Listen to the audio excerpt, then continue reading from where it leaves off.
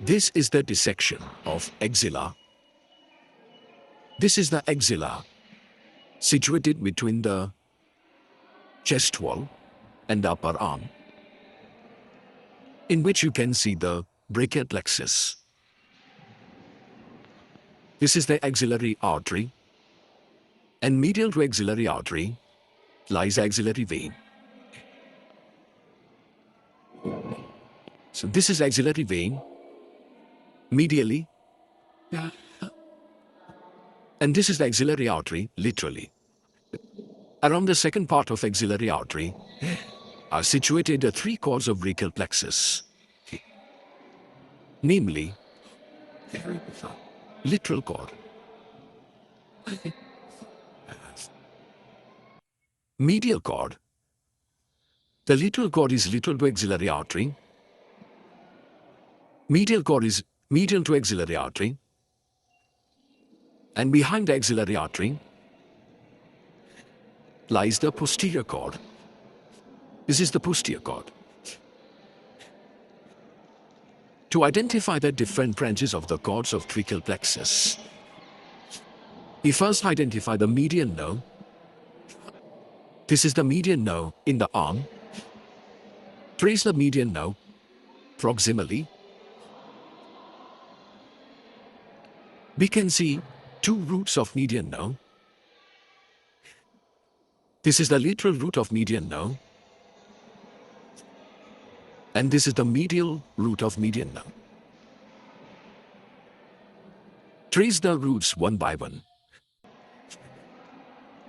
The lateral root of median nerve comes from the lateral cord. This is the lateral cord. If we trace the lateral cord down, we can see another branch coming from lateral cord.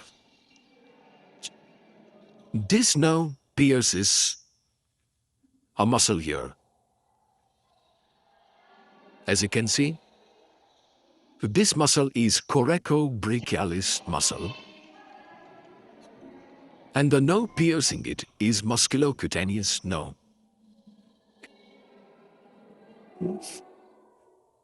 So we can see the musculocutaneous nerve piercing coracobrachialis muscle, which is coming from the lateral cord of brachial plexus.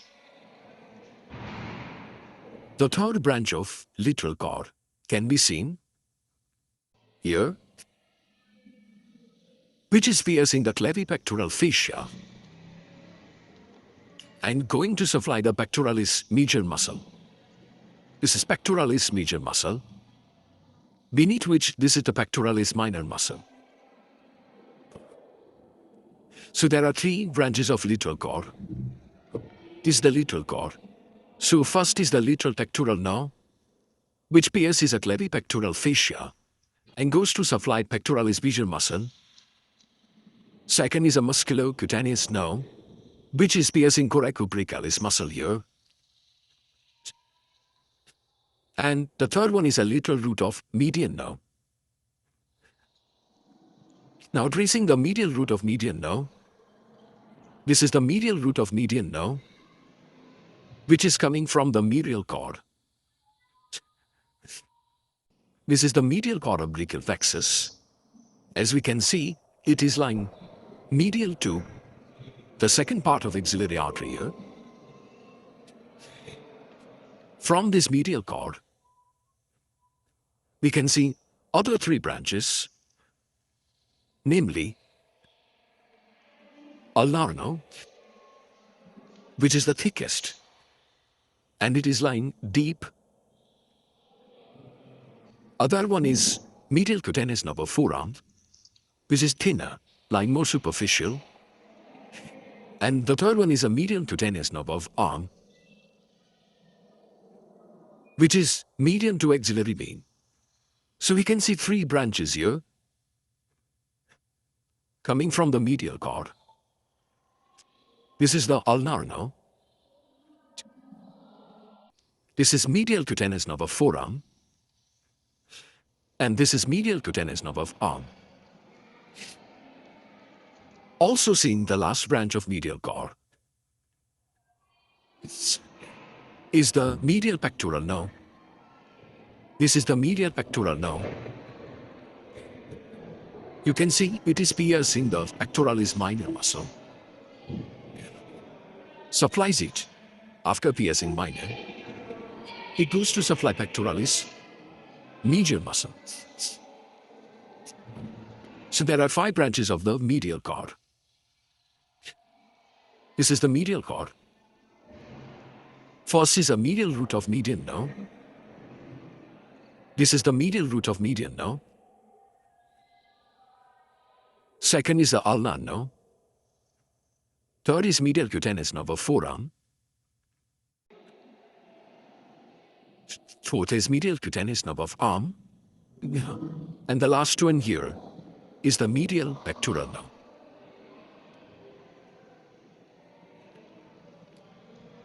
So with these branches, we can see classical M-shaped structure being formed by ulnar nerve,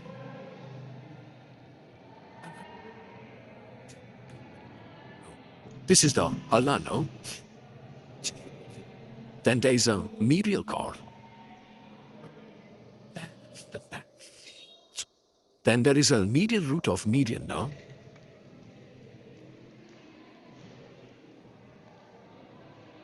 Then this is the median nerve. This is the lateral root of median nerve. This is a lateral cord. And this is musculocutaneous nerve. So the M is thus formed by musculocutaneous nerve,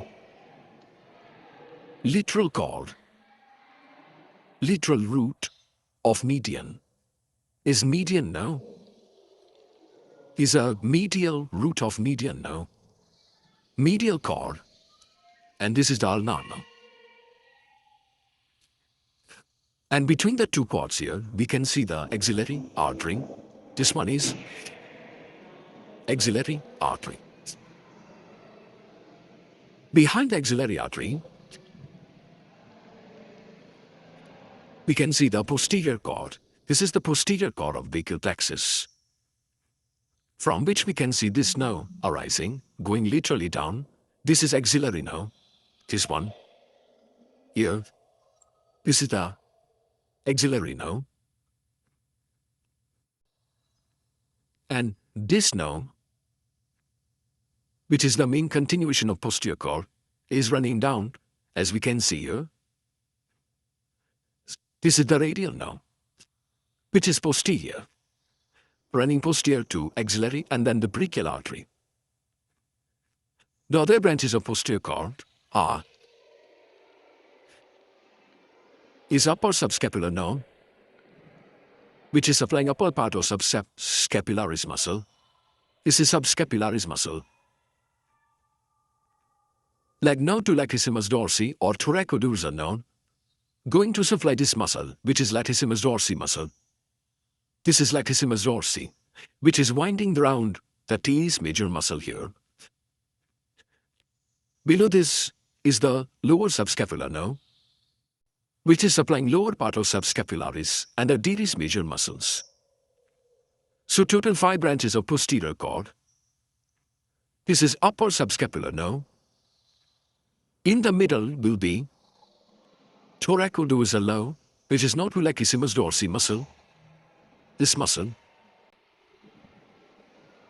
And this is lower subscapular nerve.